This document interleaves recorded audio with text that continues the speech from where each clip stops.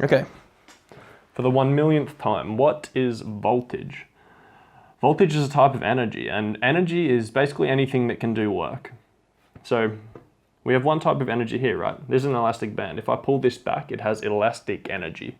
If I get this bit of paper, pull it back like that, let it go, this elastic energy is going to be transferred into kinetic energy. It's going to shoot this thing flying, right? Gravitational energy. I've got this little 3D printed cube here. If I drop this cube, if I let it go, it's not just going to float, right? It's going to fall, obviously. Gravitational energy.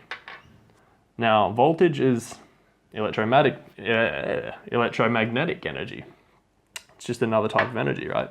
If I get 1 unit here, 1 unit of water, and place it in the top of this thing here, we have a potential difference of 1 volt across the top and the bottom of this straw, right? If I add another straw, the height is going to effectively double. Therefore, the voltage is going to double. So I've got another unit. Now there's 2 volts because the height is doubled, so the potential energy has also doubled. Put this in here. We have a 2 volt potential. Okay, so now we've done our little water analogy. It's basically the same with electricity, right? This is an 18650 cell, and it's charged to about 4.1 volts. Let's check exactly how much it's charged to.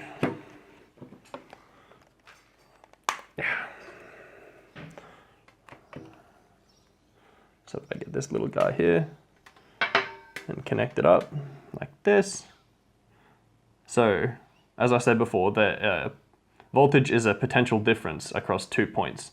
So, if I just get the positive here and touch it on here, it's not going to read anything because there's no difference. It has no point of reference. If I put it to the bottom of this, there's a potential difference between 2 points, right? So, what are we reading here? We've got 4 volts. 4 volts. Now, if I get a second 18650 cell, which will be around 4 volts, if I put the negative side of this 18650 cell to the positive side of this 18650 cell, I'll put some little magnets to make it a little bit easier. We've effectively doubled the straw, right? The straw is times 2 now. Now, if I measure the potential across both of these, the positive of battery number 2 and the negative of battery number 1, the voltage will have doubled. It'll be about 8.2. The same thing, we can add as many as we want. This is a third cell.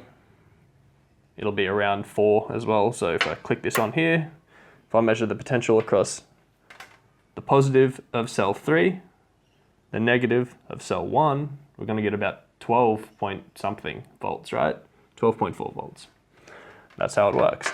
Now, if I get these cells here, and this is series, right? If you add these together like that, you're adding them in series. Tail to head, tail to head, tail to head, basically negative to positive, negative to positive, negative to positive. That's what series is. Okay, so to continue with the water analogy for voltage a little bit more, to make it a little bit more better, more clear. We have this straw and we have 1 unit on top of it. This is water, right? This is not a 3D printed cube, this is water. And there's a cap across this straw. If I apply this unit to the top of this straw, it's capped off. There's going to be a certain amount of pressure on the cap, right? And that's voltage. Voltage is basically the water equivalent of pressure. Does that make sense? Sort of. So if I remove that cap, it's going to flow through, right? Because there's pressure applied to it. And that's basically voltage.